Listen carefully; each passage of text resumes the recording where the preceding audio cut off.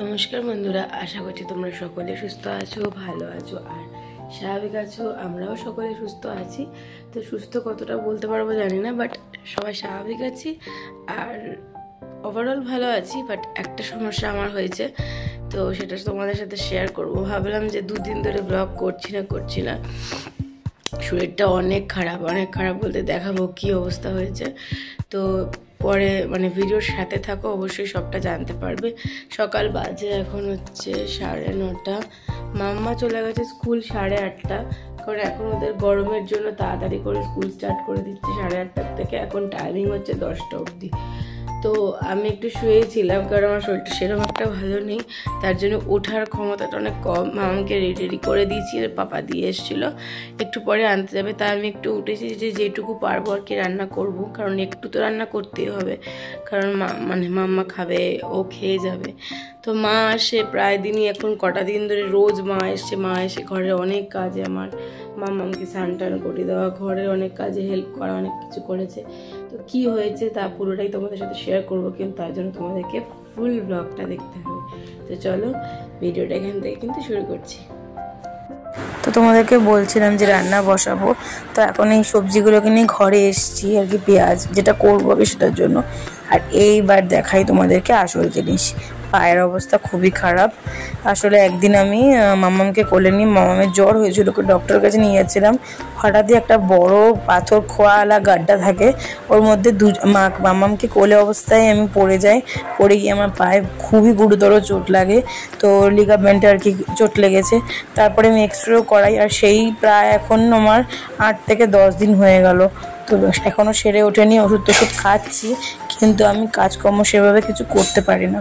তাই জন্য এখন ঘরে নিয়ে গিয়ে একটু একটু করে ছুরি দিয়ে কাটি, আর তারপর আস্তে আস্তে রান্না করি, যেটুকুনি পারি ঘরে কাজ করি, আর বাদ বাকি ফেলে রেখে দিই। তো মা আসে, আর মামাম দেখো গল্প করতে করতে দেখছি মামাম স্কুল থেকেও চলে এসছে। তোর বাবাই এখন নিয়ে আসছে, কারণ যেহেতু বললাম না 8:30 থেকে 10টা টাইমিং দিয়েছে, গরমের জন্য স্কুলের টাইমিংটা একটু তাড়াতাড়ি করে দিয়েছে, ওইদিকেও তাড়াতাড়ি করে দিয়েছে। তো দেখো এখন মাম্মাম বিছনা তুলে দিচ্ছে আমাকে। আসলে আমার যা অবস্থা, আমি তো ঠিক মতন কাজ করতে পারছি না। আর আজকে মার একটা অসুবিধার কারণে মাও আসতে পারেনি। তো মেয়েটা আমার ফেলো মেয়েটা আমার আচ্ছা ঠিক আছে, মেয়েটা আমার 3 বছরের একটুখানি ছোট বাচ্চা মেয়েটা। ওরও সেন্স আছে যে মায়ের শরীর খারাপ হয়েছে, তো মায়ের জন্য হেল্প করতে হবে। তাই বলছে মা আজকে দিয়া আসেনি তো কি হয়েছে, আমি তোমাকে হেল্প করে দিচ্ছি, আসতে তুমি পড়ে যেও না। তাই ও বিছনার আর কি সবগুলো নামিয়ে দিচ্ছে। আমি চাদরটা বলেছি ঠিক করে দেব, তারপরে আর কি ওইগুলো আর কি সব তুলে দেবে। তো এইটা যে ও বুঝেছে এই বয়সে, এর চেয়ে বড় প্রাপ্তি এই পৃথিবীতে কিচ্ছু নেই। কে করলো না করলো, সত্যি আর কোনো কিছুতে যায় আসে না। এইটাই অনেক বড় পাওয়া। ঝাঁটা দেবো, ঝাঁট দেবে, এত কিছু করতে হবে না, তুমি তো একটা বেবি বাবা। আচ্ছা ঠিক আছে, আমি তো হাঁটতেই পারছি না। তো এক্সরে করেছিলাম, বললাম তোমাদেরকে এক্সরে করিয়েছি। এক্সরেতে ভাঙা আসেনি, কিন্তু যেহেতু আমার চোটটা এতটাই গুরুতর হয়ে গেছে, যেহেতু লিগামেন্টের প্রেশার পড়েছে বা লিগামেন্টের একটা চোট পেয়েছি, তার জন্যই ব্যথাটা অনেক বেশি। আর ভাঙলে তো আর আমার ব্যান্ডেজ হতো না, আমার প্লাস্টার করে দিত বাবা। ওটা ভাগ্য ভালো, কারণ আমার মতন সংসারে শুয়ে থাকা চলবে না, এটা তো সবাই জানে। যতই মা করুক বা যাই করুক, বা মা আর রাজ যা করছে তার কোনো হিসাব নেই, কিন্তু হলেও আমার মতো মানুষের ঘরে শুয়ে থাকা সত্যি সম্ভব না। এবারে হলে তো কিছু করার থাকতো না। তো ভগবানের এই একটা যে আমার পাটাকে ভাঙেনি, চোটটা দিয়ে যে এই চোটটা একটা খারাপ, যে আমি ঘরে হাঁটাচলা ঠিক মতন করতে পারছি না, তাও আমি একটু চেষ্টা করে একটা পা দিয়ে করছি।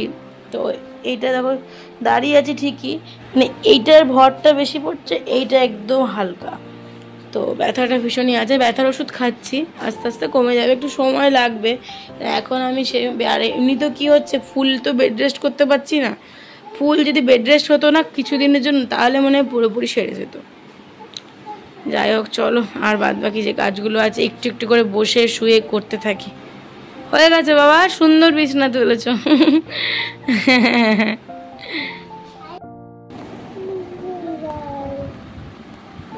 কি করছো বাবা? ড্রয়িং? হ্যাঁ, হোমওয়ার্ক। কি লিখছো? করো। তুমি তো এখানে একা একা লেখো, তুমি তো ওগুলো রিপিট করতে হবে না। ঠিক আছে, করো।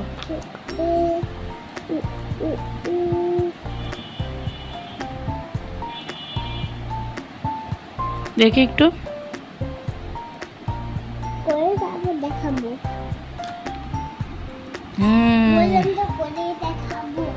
ঠিক আছে। তো স্নান টান সব কমপ্লিট হয়ে গেছে, বেশি কাজ করতে পারিনি, যেটুকুনি পেরেছি সেটুকুনি করেছি, একদমই কম কাজ করেছি, করতে পারছি না। বাসনগুলো পড়ে থাকে বেশি নেই, তাই ওগুলো ধুয়ে নিয়েছি সব কটাই, যতগুলো পেরেছি। মামামকে খাওয়াতেই হবে, এগুলো কাজের বিশাল হতে। আজকে ঘর আর ক্লিন করতে পারিনি, আমার কিচ্ছু করেনি, মানে এত ব্যথা না, মানে তোমাদেরকে বলে বোঝাতে পারবো না। হয়তো তোমরা দূরের থেকে আমার মুখ দেখে বা আমার কাজকর্মের ধরন দেখে বুঝতেও পারবে না যে কতটা ব্যথা হচ্ছে, কারণ একটা মেয়ে তখনই বিছনায় থাকে যে তখন সে আর পারে না। কারণ আমি বুঝতে পারছি যে আমার ঘর পড়ে রয়েছে, আর আমি ছাড়া তো এমন না যে আর একজন আছে ঘরে সে করবে। তো রাজ তো একটা ছেলে মানুষ, ও কতটা করতে পারে। ও আজকে বালিশগুলো নামিয়ে দিয়েছে, সবাই দেখেছে, তুমি গুড বেবি। ও আমার সোনা বেবি তো, তাই ও বোঝে। ও ঝাঁটাও দিয়ে দিয়েছে, হ্যাঁ, কিন্তু ও তো ঘরটা করতে পারে না। করতে পারলে মেয়ে আমার সবই করতে পারতো। তো ব্যথা প্রচণ্ডই আছে, আর মানে পাটা না ঠিক মতন ফেলতেই পারছি না, মানে এতটা ব্যথা। যাই হোক, চলো এখন আমাকে খাইয়ে নিই। আজকে সব কিছু মানে ডিম টিম মাছ মাংস নেই, তাই আজকে খাটে রেখেছি। মাটিতে সেভাবে পা দিয়ে বসতে পারছি না। কি করেছি দেখিয়ে দিই। তুমি বলো কি রান্না হয়েছে, বলো। এটা কি? আর ডাল। তো সয়াবিনের দিন আমি ওকে ডিম দিই না, কারণ দিন বলতে সাথে দিই না, এরকম দুটো প্রোটিন একসাথে পড়লে ওটা খারাপ। আরও কিছু করতে পারতাম, বাট কিচ্ছু করার নেই। জানোই সবাই যে আমার কি অবস্থা। আমার মেয়েও অনেক বোঝে, ওকে যেমনভাবে করে দিই, বাবা পড়ে যাবে, আমার পায়ে লেগে যাবে না আরও। ওকে যেভাবে করে দেবো সেভাবেই খাবে। কি বলবে? বসো বসো, বলে বসবে গো। তো স্নান করে এসছি, তাই চুল ফুলগুলো এরকম পেতে রয়েছে, এখনো আশ্রয়ও নি মাথা সেভাবে, এখনো চুল এখনো খুলিও নি পেছন দিকটা। তুই তো ব্যথা দিয়ে দিচ্ছিস বাবা। তো চলো খাইয়ে নি, তারপর পরে আবার কথা হচ্ছে। তো দুপুরের পর থেকে ভিডিওটা করিনি, রেস্ট করছিলাম। আর ব্যথার ট্যাবলেট খাই বলে না দুপুরবেলাটাতে এত ঘুমিয়ে পড়ি, আমি ঘুমাই না দুপুরে, তাও এখন ঘুমিয়ে পড়ছি। এখানে দেখো চা করে নিয়েছি, আমি এখন লিকার চাই খাই, বহুদিন হয়ে গেছে। দুধ চা মোটামুটি অলমোস্ট ছেড়ে দিয়েছি আর কি। এখন আর কি চা খাবো, তারপরে মামামকে পড়তে বসাবো। তো এখানে দেখো, এখানে আমার পাটা দুপুরবেলা তো খোলা থাকে, কারণ যেহেতু ওই ঘুমের টাইমটাতে এতক্ষণ আটকে রাখাটা উচিত না। তো সেই জন্য রাত সন্ধ্যেবেলা এসে একটুখানি বরফ দিয়ে মলম লাগিয়ে তারপরে এখন ব্যান্ডেজ করে দিচ্ছে। পা প্রচুর ফোলা ছিল, এই বরফ দিয়ে দিয়ে সব কিছু করে টোরে তারপর এখন মানে আস্তে আস্তে ফোলাটা কমেছে, কিন্তু ব্যথা খুব ব্যথা, মানে ব্যথা এত ব্যথা যে এক এক সময় আমার একটু গাও গুলায়, মানে এতটা ব্যথা হয়, মানে খুব কষ্ট হয়। ডক্টর ওষুধ দিয়েছেন, ওটা খাচ্ছি, অ্যান্টিবায়োটিকও আছে, ওগুলো খাচ্ছি, আস্তে আস্তে সুস্থ হবো। কিন্তু আমি হাঁটা চলা সেরকম করতে পারি না, সিঁড়ি দিয়ে নামার চিন্তা করলে আমার টেনশন হয়, তো আমি করছিও না, এগুলো অ্যাভয়েড করছি। এখন আমাকে রেস্টেই থাকতে হবে যতদিন না পর্যন্ত পুরোপুরি ব্যথাটা কমছে। তো রাজ আর মা দুজনে মিলে অনেক হেল্প করে দিচ্ছে। তো মায়ের পক্ষে দেখো আসাটাও সবসময় সম্ভব না, কিন্তু কি করব, আর আমাদের বাড়িতে যে থাকতে পারি, কিন্তু ব্যাপার হচ্ছে আমাদের না যে বাথরুমটা, তার যে বাথরুমে যাওয়ার যে সিঁড়িটা, ওটা অনেকটা না উঁচু। তো একটা কি হয়, ভাঙা পা থাকলে কি হয়, প্লাস্টার অবস্থাতেই আর ওঠা নামার কোনো গল্প নেই, কিন্তু যেহেতু আমি হাঁটতে এই পা দিয়ে পারি, আর এই পাটা যেহেতু ভাঙা না, তো আমাকে মানে বাথরুম যেতেই হবে। তো সেক্ষেত্রে সিঁড়িটা এত উঁচু না, আমি একদিন গিয়ে না আমার এক পা উঠে আর এক পা ওঠাতে গেছি, আমার খুব লাগছে। তো ওই জন্য মা বলছে দরকার নেই, তুই আরেকটু পাটা ভালো হোক তারপরে এসে থাকবি, এই ব্যথা অবস্থাতে এখন দরকার নেই, কারণ এই সিঁড়ি ভেঙে বাথরুমে যেতেই হবে।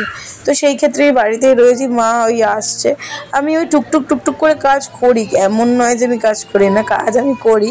কেউ বলবে না যে আমার ঘরে দেখে মনে হবে না যে আমি অসুস্থ, তবুও এক এক সময় হয়তো জামা প্যান্ট সব পরে থাকে।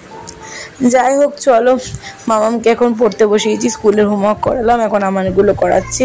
ও অনেক কিছু লেখা শিখে গেছে, এখন জেড লিখছে, ভি লিখছে, অনেক কিছু শিখে গেছে। আজকের ভিডিওটা এতটুকুই করছি। সুস্থ থাকলে অবশ্যই ব্লগ করব। আর তোমরা সবাই সুস্থ থেকো, ভালো থেকো। দেখা হবে অন্য একটা কোনো ব্লগে। আর অবশ্যই প্রে করো যেন আমার পাটা তাড়াতাড়ি ভালো হয়ে যায়। চলো টাটা, আজকের মতন গুড নাইট, বাই।